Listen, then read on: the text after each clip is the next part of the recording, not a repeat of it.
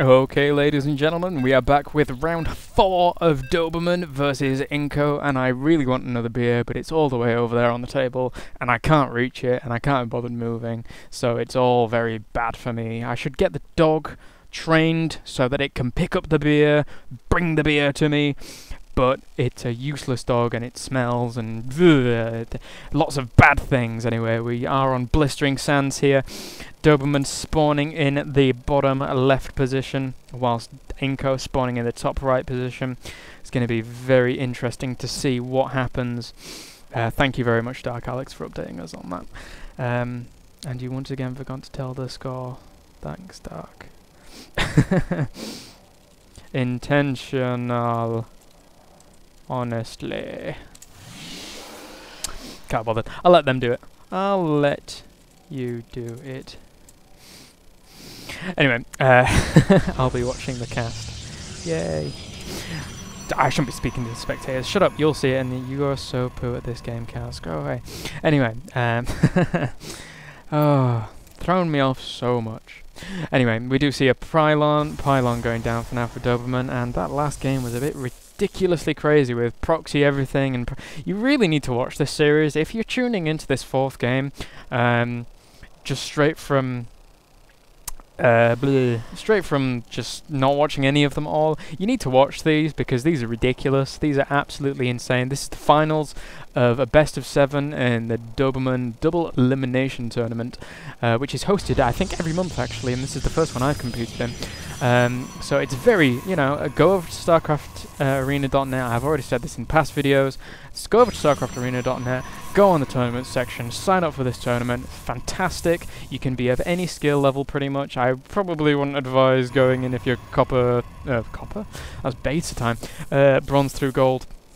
Since you might get trounced by some of these guys. iNko currently 123rd-ish in Europe in the Diamond Leagues, and I'm not quite sure on Doberman's rank, but he is still a very, very good player. He's currently winning 2-1 in this series, so yeah, very, very good players all around. I think this probe's trapped in here.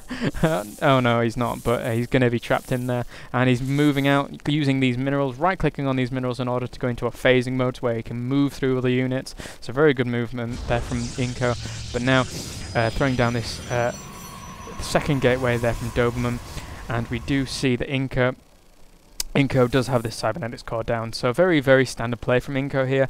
However, we do see Doberman going with this very, very early second gate. This is going to be so epic. I know this tactic. Oh, don't say anything in spec. So yes, I'm trying to not let them give it away.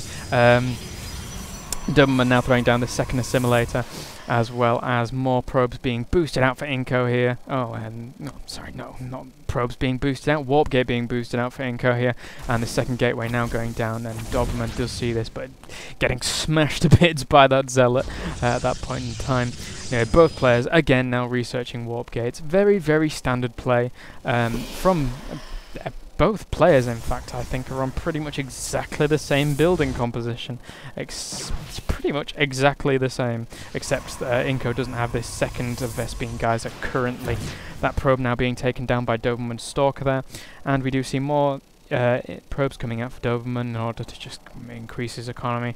I'd be very surprised if we do see anything deviation from this 2-gate build currently. I imagine we may see a 2-gate into a 4-gate build from Doberman here, although looking at these matches across the board, God knows what might happen. And a lot of Stalkers coming out here at this point from Doberman, putting themselves in a very, very, very aggressive stance here. We do see a 3rd gate now coming down from iNko, so maybe, probably, again, see maybe a more standard play from one of the, from these two players, instead of the crazy strategies that they've been going, making this final very, very entertaining indeed. Been very entertaining, very, very entertaining. So go watch the other videos and keep watching the other ones if you're not already bored of PvP by this time. So yes, we do see now a 4-gate going down from iNko, so he'll be able to apply a lot of early pressure if he does this correctly.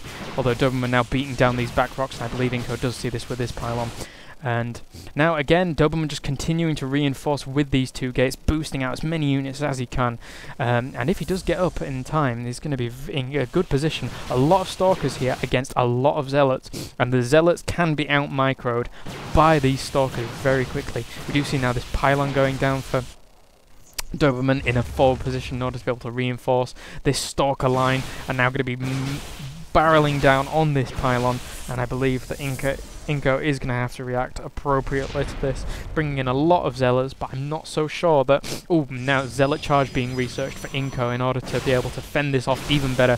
But at this point, this is... Oh, nice force field there from iNko, locking in a lot of these Stalkers, and these Stalkers are going to go down by the looks of things to these Zealots. The Zealots just rip them apart once they actually catch up. That force field was absolutely perfect from iNko there. Really, really sealing the deal on that engagement. So now we do see this Zealot charge being boosted out for iNko, and we do see a Twilight Council also going down for Doberman. So we may see a battle between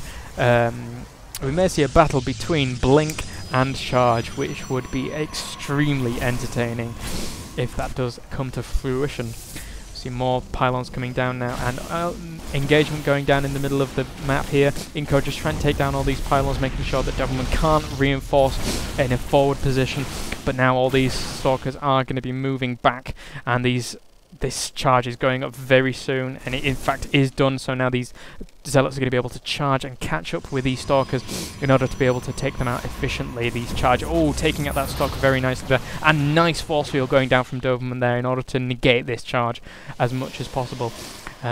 These Zealots now looked like they were moving around to the rocks, and Doberman was anticipating that. However, this entrance is completely undefended now. So if he was wrong in his suspicions, and now all these Zealots are going to be coming around, and no doubt taking out the rest of Doberman's forces at this point. These Zealots are going to rip through these forces, especially with this charge upgrade, especially.